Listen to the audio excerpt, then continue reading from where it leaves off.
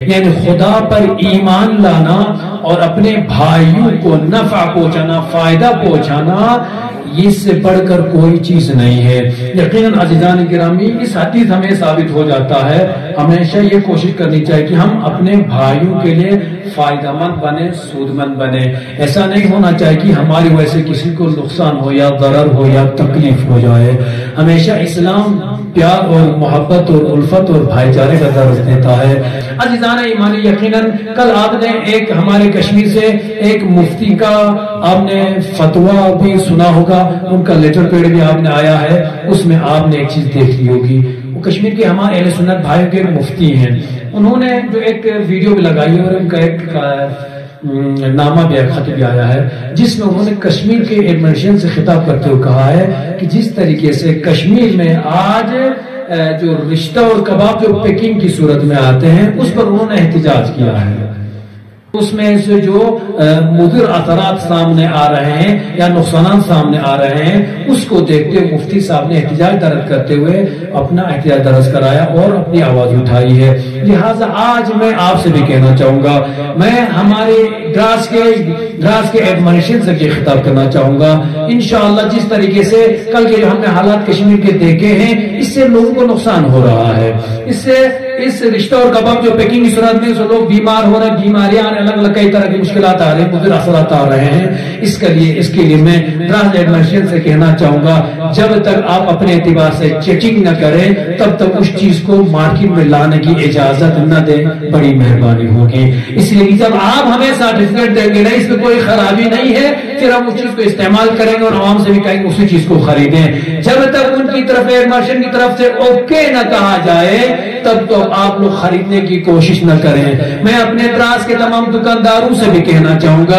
ایسی چیزوں کو مارکیٹ میں لانا جس سے لوگوں کو نقصان ہو رہا ہے یا مضر اثرات سامنے آ رہے ہیں، شرعی اعتبار سے وہ حرام ہے۔ کسی کو تکلیف دینا، کسی کو غلط چیز دینا، کسی کو ایسی چیز کھلانا جس سے بیمار پڑ رہا ہے، مضر اثرات آ رہے ہیں، ایسی چیزوں کو کسی کو بیچنا حرام ہے۔ لہٰذا میں دکانداروں سے التماس کروں گا ایسی چیزوں سے اجتناب کریں، اور ایڈمنسٹریشن سے بھی کہنا چاہوں گا اگر لوگ کشمیر سے خدا نخواستہ وہاں سے ٹرانسفر کر کے یہاں لائیں، دراز لائیں، کارگل لائیں، خدا را اس چیز کو مارکیٹ میں آنے سے پہلے آپ نظر کریں تاکہ لوگ اس چیز سے محفوظ رہیں۔ اور دوسری چیز جو مجھے کہنی ضروری ہے، یقیناً کل آپ نے دیکھا ہمارے کیڈے کی طرف سے اور ایپیکس باڈی کی طرف سے کل کیڈے والے ممبران نے جو پریس کانفرنس دی ہے، اس کے بعد یہ کہ ہمارے بزرگان نے جو 3 دن کی بھوک ہڑتال کی کال دی ہے، اس میں 9، 10، 11 تاریخ کو کیڈی اور ایپیکس باڈی کی طرف سے کال دی گئی ہے۔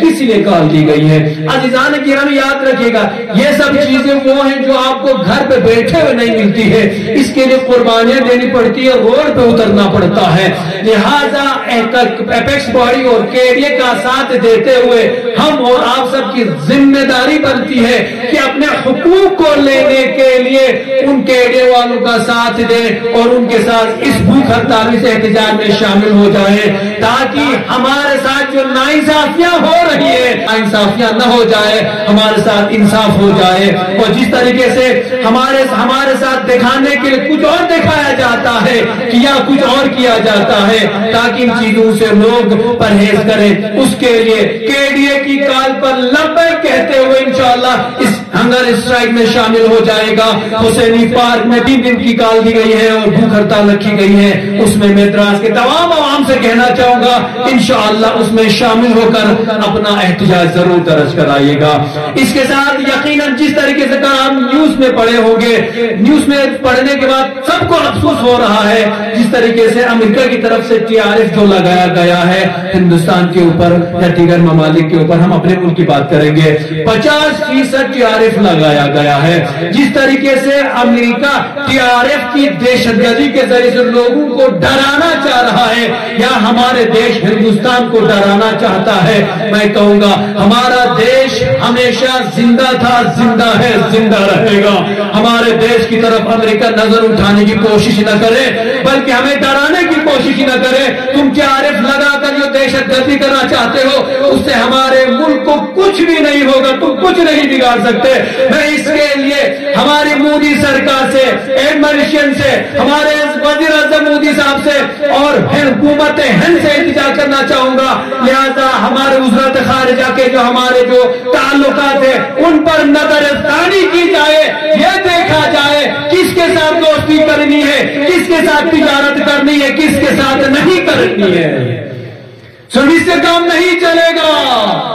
کہ اب کی بار ٹرمپ سرکار، ہم ہندوستانی بولتے نظر آئے تھے، اب کی بار ٹرمپ سرکار آئی بھی اور آپ کو گل بھی کھلائی۔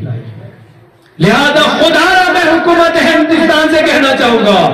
کہ خارجہ پالیسیوں پر نظر کریں اور جو دوست ممالک ہیں ان کے ساتھ دوستی کا ہاتھ بڑھائیں، جو دشمن ہیں ان سے دوستی کرنے کی کوشش نہ کریں۔ لہذا جس طریقے سے ٹیرف لگا کر اس نے ہندوستان کو جھکانے کی کوشش کی ہے، حکومت ہند سے میں کہنا چاہوں گا آپ نہ جھکیے، پورا ہندوستان ہماری سرکار کے ساتھ ہے، مودی صاحب کے ساتھ ہم کھڑے ہیں، حکومت ہند کے ساتھ ہم سب کھڑے ہیں۔ لہذا ہم اپنے دیش پر آنچ آنے نہیں دیں گے، ہم اپنے دیش کو کبھی جھکتے نہیں دیکھنا چاہتے۔ لہذا انشاءاللہ مجھے امید ہے جس طریقے سے امریکہ نے ٹیرف کی دھمکی دے کر ہم پر جو پابندی لگائی ہے، حکومت ہند بھی اس کا جواب دے کر امریکہ کو ہمارے سامنے جھکنے پر مجبور کر دے گا۔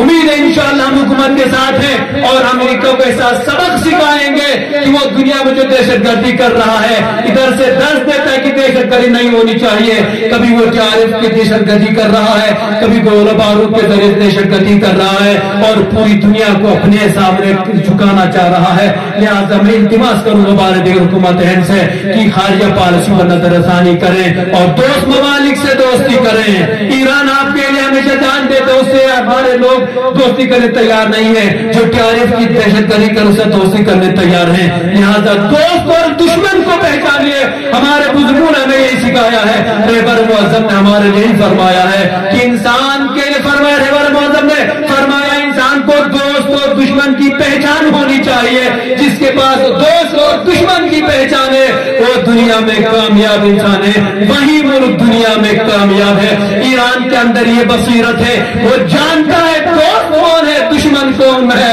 دشمن کون ہے۔ اسی لیے آج ایران کے اوپر انہوں نے پابندیاں لگائی لیکن ایران کو کبھی جھکا نہیں پایا، اس لیے کہ وہ پہلے سے جانتے تھے دشمن ہمارا کون ہے، دوست ہمارا کون ہے۔ عزیزان گرامی، بس آخری بات میں آپ تک پہنچانا چاہوں گا، آنے والے دنوں میں اگلے جمعے کو 3 چیزیں ہیں۔ ایک 15 اگست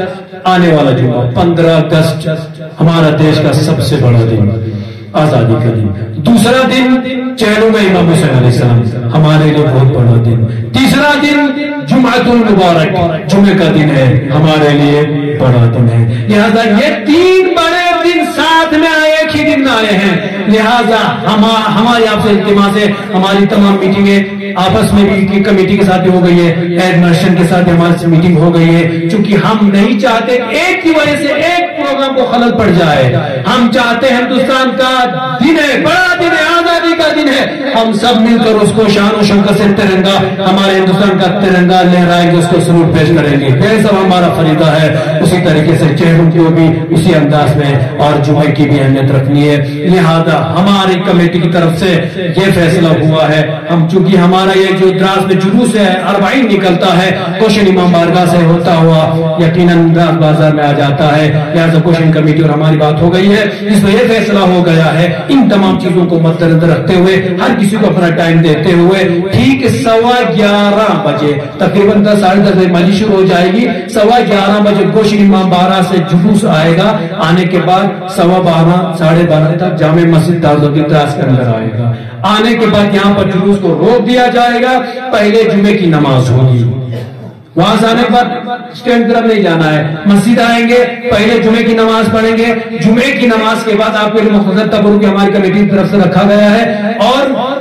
چونکہ ہمارے کلاس میں ہم سب اور ہمارے نور بخشہ بھائی بھی ہمارے ساتھ جنوب میں ہمیشہ ہمارے ساتھ رہتے ہیں، ان کی نماز تقریباً 2:30 بجے ختم ہوتی ہے، ہماری نماز تقریباً 2 بجے ختم ہوتی ہے۔ ان تمام چیزیں دیکھنے کے بعد ہم تقریباً 2:15 بجے یہاں سے حرکت کریں گے، 2:30 بجے تک ہم لال چوک میں پہنچیں گے تاکہ ہمارے نور بخشہ بھائی وہاں سے آئے، پھر ہم ساتھ میں ایک جنوب میں شریک ہو کر جائیں، اور واپسی میں ہم آرام سے آئیں گے انشاءاللہ 3:30 بجے تک ہم کو وہاں کھنڈیا لوگا پہنچنا ہے، وہاں سے پھر واپس آئیں گے اسٹینڈ سے، پھر 5 بجے تک ہم کو شام کے 5 بجے یہاں پر جلوس ختم کرنا ہے۔ یہ ہم سب کے لیے کہ امتحان کا وقت ہے، اس دن میں دیکھنا چاہوں گا کون اس امتحان میں کامیاب ہو گیا، کون فیل ہو گیا۔ بھوک بھی ہے، 3 بار ماتم کرنا ہے، جمعہ بھی ہے، چہلم بھی ہے، ہندوستان کا بڑا دن بھی ہے، ان تمام کے لیے وقت دیتے نہیں دیتے ہیں، لہذا اپنی بیداری کا ثبوت دیتے ہوئے انشاءاللہ ہمارے مشرق طرف سے جو ہمارے احکامات جاری ہو گئے ہیں ان پر یقیناً عمل کریں گے، اور کوئی ایسا کام نہیں کریں گے جس میں انتشار اور اختلاف ہو جائے۔ خدا را ہمیں کوئی شکایت نہیں ملنی چاہیے۔ ہمارا جلوس ہمیشہ امن و شانتی کا پیغام دیتا ہے، یہ جلوس 40 بھی ہمارے لیے امن و شانتی کا پیغام دے گا، اور کوئی اگر ایسا آدمی ملے جو اس طریقے سے انتشار پھیلا رہا ہے، جلدی سے آپ ہماری کمیٹی کو انفارم کر دیجئے، یا وہاں پر جو پولیس حضرات ہوں گے ان کو انفارم کر دیجئے۔ میں ایک مرشد بھی کہنا چاہوں گا، جو لوگ جلوس میں خدا نخواستہ پروپیگنڈا کرتے پکڑے گئے ان کو ایسی سزا دی جائے کہ وہ دوبارہ ایسی چیزوں کی طرف نہ جائے۔ اس لیے آپ پبلک ہر کوئی ذمہ دار ہے، ہر کوئی نظریں کھول کر رکھے، آگے کھول کر رکھے، اگر کوئی ایسا غلط کچھ کرتا نظر آتا ہے تو ہم کو اطلاع دے دیجئے، ہم خود ہی اس پر کارروائی کریں گے۔ لہذا انشاءاللہ ہمارا مقصد ہے امن و شانتی کا پیغام دینا، آپ امن و شانتی کے ساتھ رہیے۔ بہترین انداز میں پورا علاقے کا ایک جلوس نکلتا ہے، لہذا وہاں پہ ہزاروں کا مجمع ہونا چاہیے، اور انشاءاللہ ہر سال کی طرح اس سال بھی دراس میں یا حسین کی صدائے بلند ہوگی، لہذا انشاءاللہ آپ ٹھیک 10 بجے تک گلشن مبارکہ پہنچ جائے گا، مجلس کے بعد جلوس ہو جائے گا انشاءاللہ۔ مجھے امید ہے آپ سے کبھی ہماری کبھی شکایت نہیں رہی ہے، کبھی کسی نے آپ کی شکایت کی بھی نہیں، انشاءاللہ آئندہ بھی آپ شکایت کو موقع نہیں دیں گے، لہذا ایک نشر کے احکامات پر فالو کرتے ہوئے، پر عمل کرتے ہوئے ہم سب بہتر طریقے سے منظم طریقے سے ایک اچھا پیغام دے کر اختتام طرف لے جائیں گے۔ میری دعا ہوگی خدایا ان تمام مسلم کے عزاداروں کی جان کی حفاظت فرما، خدا ان کی جو بھی حاجات ہے روا فرما، ان کی جو پریشانی رفع دفع فرما، خدا امام زمان علیہ السلام کے تحفظ میں عطا فرما، ہم سب کو امام کے اعوان اور انصار میں شمار فرما۔